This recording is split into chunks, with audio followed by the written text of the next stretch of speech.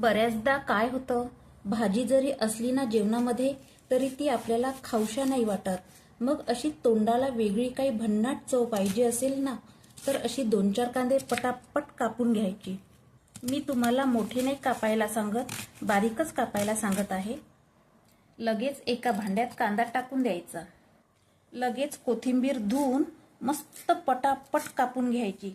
बारीक कापलेली कोथिंबीर मस्त कांद्यात टाकून द्यायची। लगेच 6-7 पाकळ्या लसूण घ्यायचा। लसणाला सुद्धा बारीक कुटून घ्यायचा। लसूण सुद्धा कांद्यात टाकून द्यायचा।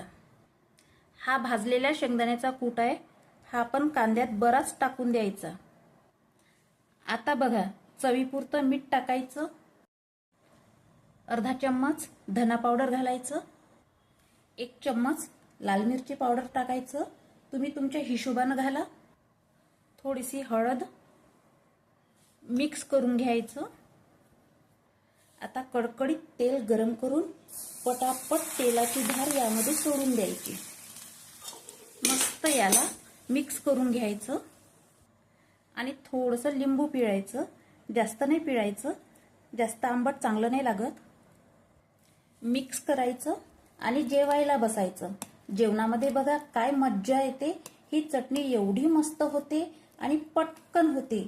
जेवणामध्ये भाजी नसली ना तर अशी चटणी करून खायची आणि पाहुण्याला सुद्धा खाऊ घालायची बरं का। बघा खाणारे कशी तुमची तारीफ करते। तर तुम्ही अशी चटणी नक्की करून बघा आणि कमेंट्स करून सांगा बरं का। व्हिडिओला लाईक करा, शेअर करा आणि मित्रांनो माझ्या चॅनलला सबस्क्राईब करा।